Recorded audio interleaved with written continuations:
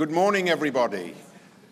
What a great crowd once again. Thank you for turning up so early in the morning. You know, even until now, the Warburg Institute, out of deference to its illustrious previous members who refused to come in before 11 o'clock in the morning, now only opens at 10 o'clock. So all those of you who are here now and don't have Warburg's tickets to the library, to the Warburg Library yet, will be given honorary tickets by my colleagues from the library. This is an instruction to colleagues from the library. Those of you who turned up in time for this morning's beginnings and to listen to Peter Miller, who will be opening the proceedings this morning, and those of you who don't already have library tickets will immediately win one. So you've hit the jackpot for coming so early. But of course, it's also testimony to the continuing importance of Aby Warburg, testimony to the quality of the talks that we heard yesterday, and I hope will justify your faith in the extraordinary distinguished speakers we have all day today. I'm not going to say anything about them because, of course, this is going to be the task of my colleagues Philipp Eckhardt and Joachim Sprung. Philipp, a distinguished member of our Bilderfahrzeuge group, and Joachim Sprung from the University of Lund. This is the reach that we want, and of course we want to reach not only to South America, where Warburg is already very well known, but also to Africa, where he is less well known. So you will have a sense of the range of Warburg this morning. I just want to say one brief thing. I don't want to push discussions in a certain direction. We had great talks yesterday. No doubt we will have great talks today. But given the fact that the Warburg in London needs to play a more important role in the intellectual life of this country, the more reflections, hints, and so on we can think about possibilities for the future, the better. Yesterday we had great reflections on Warburg's texts, on the past. I'm sure we will have the same today, but I'd like slightly to remind you that this conference is about Warburg, work, legacy, and promise. Let us see if we can extract from the promise from what is said today. The responsibility, of course, is ours, not that of the speakers. But let me remind you to bear this in mind, if I might. So without further ado, I'm going to call on Joachim Sprung, who will now call on Peter Miller. Thank you, Joachim. I hand the proceedings over to you. I just want to say one thing. Those of you who are staying nearby and don't know London, like the back of your hand, and I'm relearning it after a long absence. Those of you who need food and coffee when we don't provide it, I mean, it's very well provided in the neighborhood and even over here, but the cafe in the middle of Russell Square is usefully nearby. So if you need to dash out and get some fresh air, or if you need something between the sessions, at lunchtime or at the end of the day, that cafe is a good resource. Okay, I'm now Joachim Sprung, and enjoy the day. Thank you.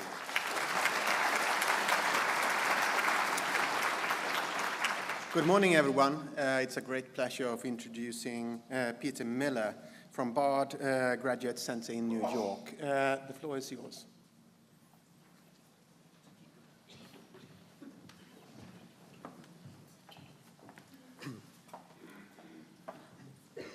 Good morning.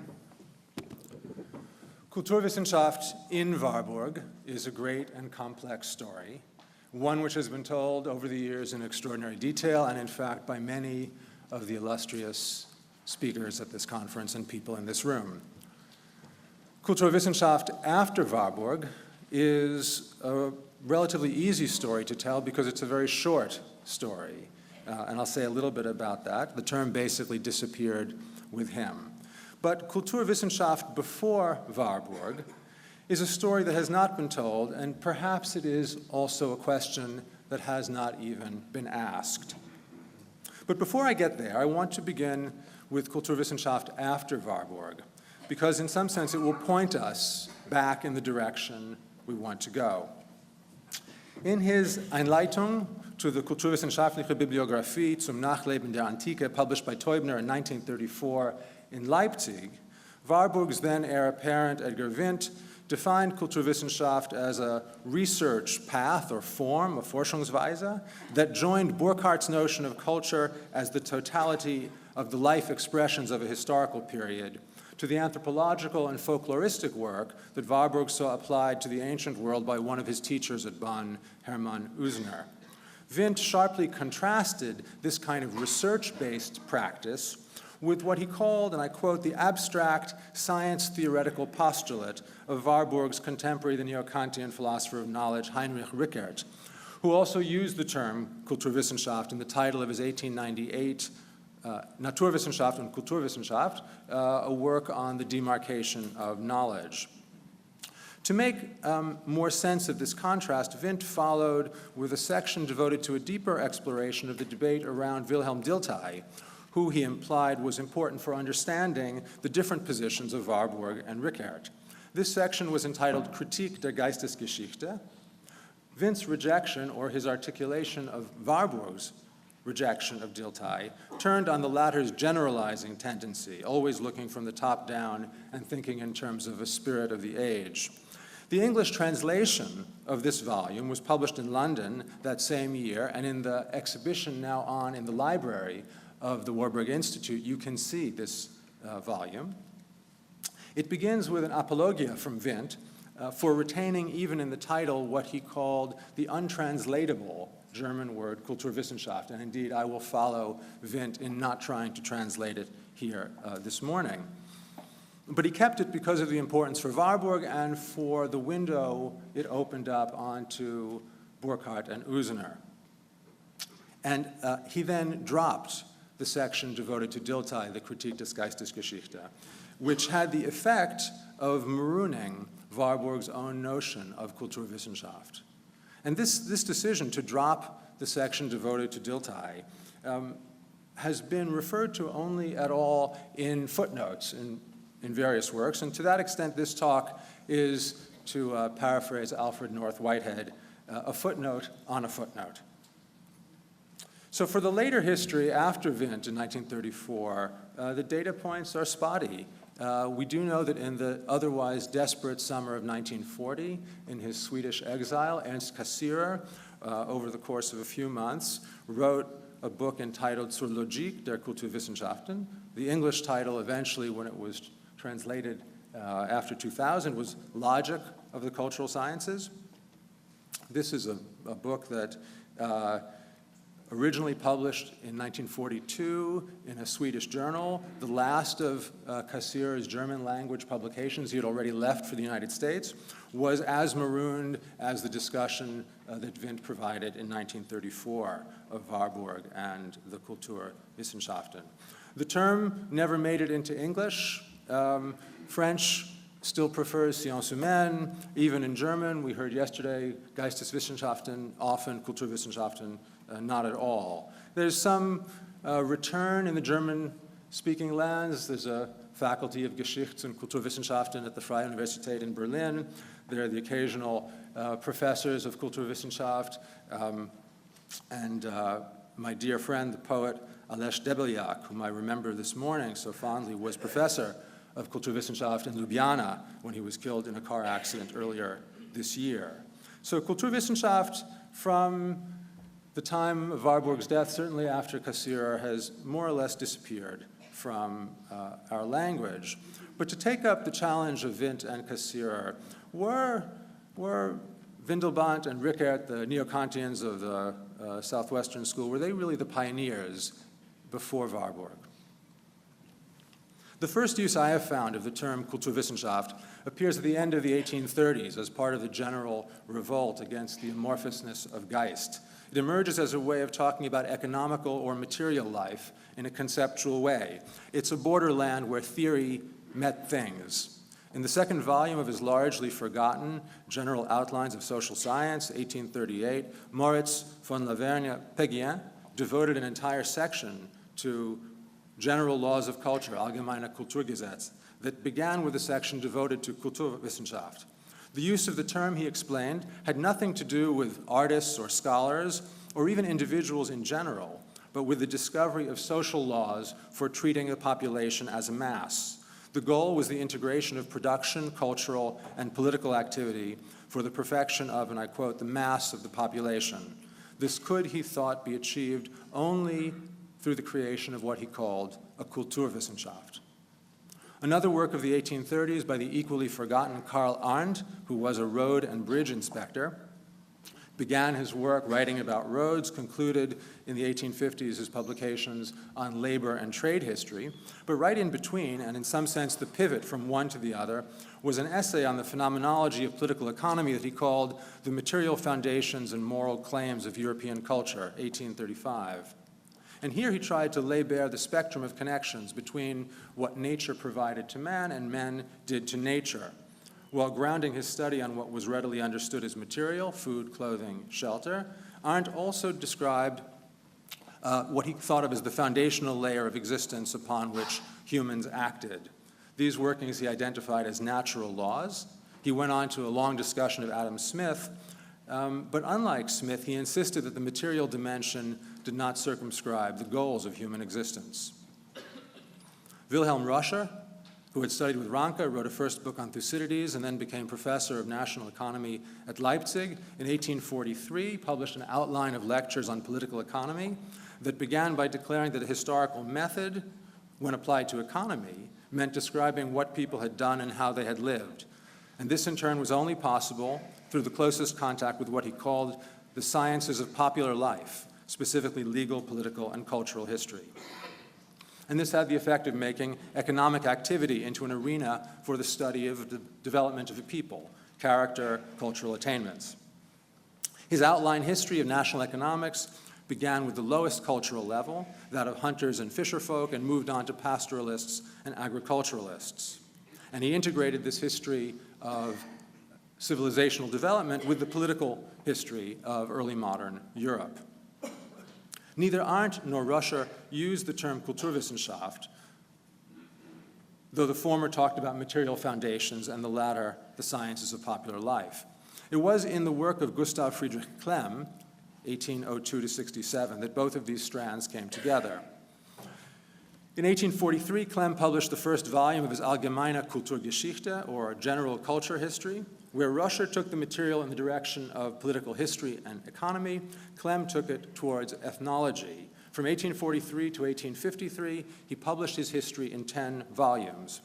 I should say that while I know that Klemm is not a household word these days, Fernand Braudel did see his importance, writing, and I quote, "It would be useful to see how far Jakob Burckhardt fits into the movement of German Kulturgeschichte, projected as early as Herder and popularized by the publication of Gustav Klemm's book." But in 1853, after concluding his history, Klemm delivered a lecture in Vienna to the Anthropological Society entitled Foundations of a General Cultural Science, Allgemeine Kulturwissenschaft. This Kulturwissenschaft was for him a step beyond cultural history. It had to do with food, clothing, and shelter, but also with vessels, tools, and machines, and with art and science. With this, Klemm plotted the outline of university disciplines which we recognize: archaeology, anthropology, history of religion, and art history. He summarized very clearly, and I quote, "Cultural science begins with the material foundations of human life, with the representation of bodily needs, the means of their satisfaction, and the products arising from that. It then represents human relations within the family and their broadening into the state. The final section of it, however, deals with the results of human exploration and experience, as well as the spiritual creations of mankind in science and art. If Kulturgeschichte, or history, was for Klemm the collection of data, Kulturwissenschaft was the theory to be built from it. And this theory," he continued, "has the goal of showing how the various physical and mental drives, temperaments, and forces, through natural products and natural phenomena, bring forth a new array of products and phenomena in the individual, as within men united into family, tribe, people, and state, and the laws according to which this occurs across the globe. Culture is the result of the interaction between people and nature, and subsequently the commerce among peoples. Kulturwissenschaft showed man in his varied fundamental postures in family, life, and society, in war and in peace. In a word, and I quote, Kulturwissenschaft has the task of bringing into view the whole of human activity and its monuments at all times and places. In a 2-volume work published in 1855, Allgemeine Kulturwissenschaft, Clem expanded upon the 3 axes laid out in his Vienna lecture. So he started with the fundamental transformation of natural into human products. This was the first task of Kulturwissenschaft. The second focused on the relations between people as mediated by objects, such as in the family, state, religion, commerce, or army. The third and final task was to narrate, I quote, the achievements of human inquiry and experiment, as well as the spiritual creations of peoples in science and art. The entire second volume of the Kulturwissenschaft, reprinted separately in 1858, was devoted to tools and weapons, their origin and development, and this was the one of Clem's works that found itself into the library of Karl Marx, where it was heavily annotated by him. The question of Marx's relationship to Kulturwissenschaft would be a very interesting one to talk about, but as it has nothing to do with Warburg so far as I can tell, I'll leave it aside for now. Never completed volumes of the Allgemeine Kulturwissenschaft would have discussed clothing, dwellings, and vessels. So with Clem, in the 1850s, we have already a mapped out field of what Kulturwissenschaft would look like, but we have not yet reached Warburg. For that, we need Wilhelm Dill Tie after all. In 1883, he had published his Einleitung in der Geisteswissenschaften, where he tried to lay out the beginnings of critique of historical reason, his engagement with Kant, never entirely completed. He worked on additions to this volume over the rest of his life. But the professor of philosophy in Berlin, which was his position, trying to develop a philosophy of culture using a neologism, was very different from the unknown librarian in Dresden, who was Clem, developing a philosophy of culture with his own neologism. We know that Warburg was reading Dill Tie from the 1880s onwards.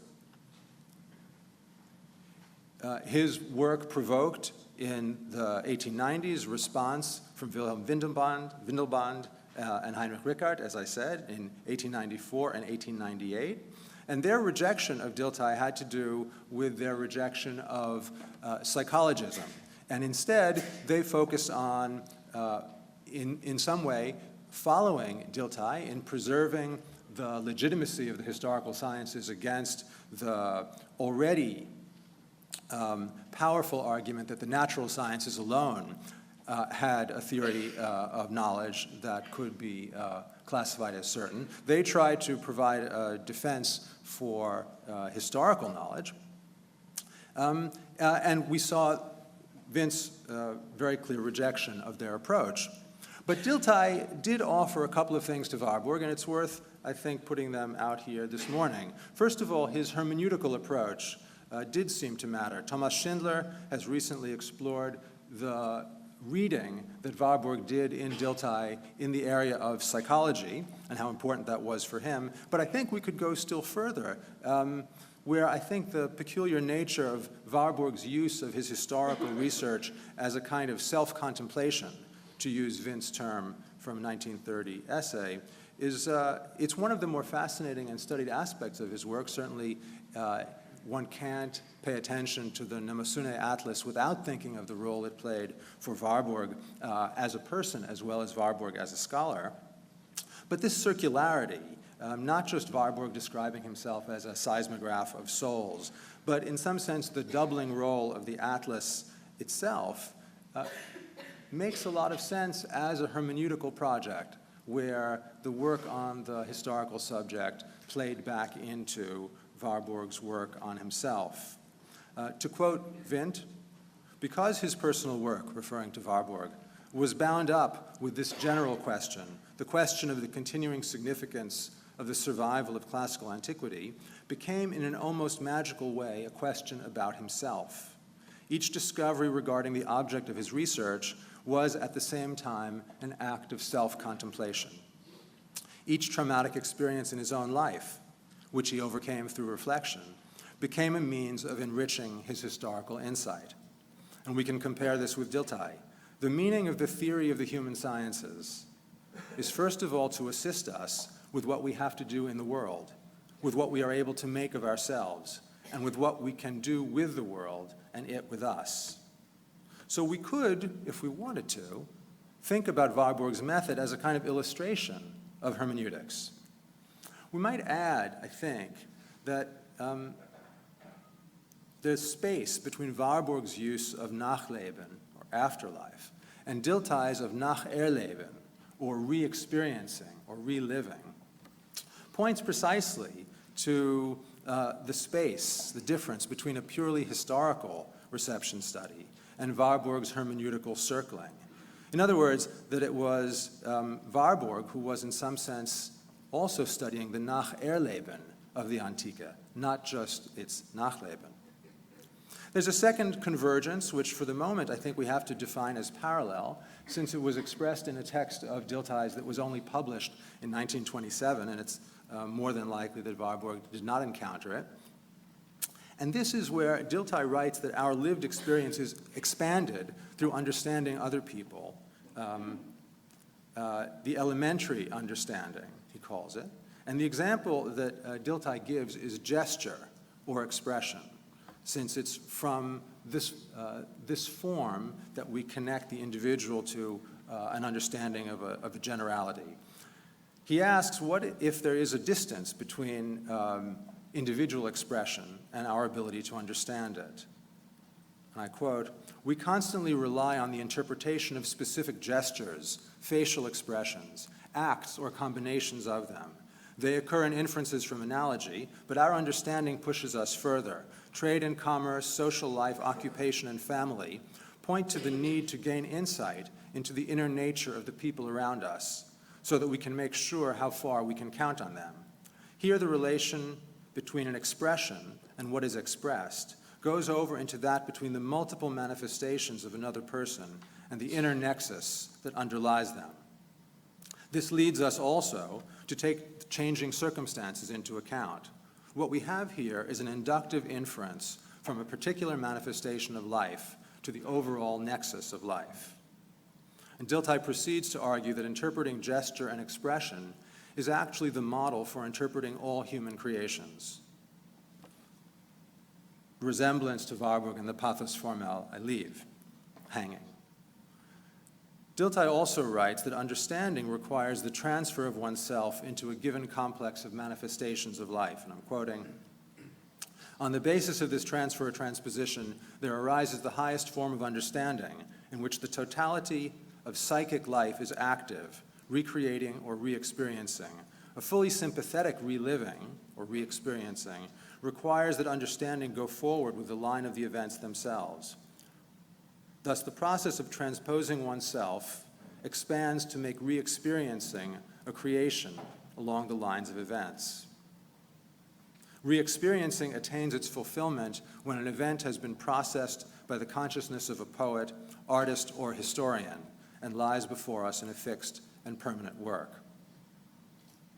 This, I think, leaves us with a second question, and that has to do with the relationship between Warburg's kind of re-experiencing and what it means for his epistemology as a historian, something that came up already yesterday, and that of one of his contemporaries, not generally connected with him, but surely for those of us interested in the question of the epistemology of history, thinking about re-experiencing in Collingwood alongside of Warburg is something that we might want to pursue.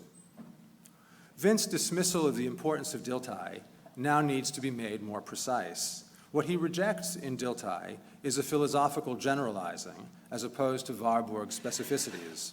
As Vince himself explained in the essay on Warburg's concept of Kulturwissenschaft, written for the Congress of Aesthetics meeting at the KBW in October of 1930, Warburg worked in the middle ground, and his lesson, instead of positing in abstracto that such relationships exist, search for them where they may be grasped historically, in individual objects, and in studying the concrete object as occasioned by the nature of the techniques used to make it. But I think we're still not back to Warburg fully.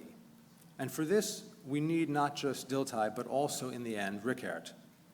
For while we tend now to lump him with Windelband, and Wundt would dismiss him as all theory and no practice, as we saw.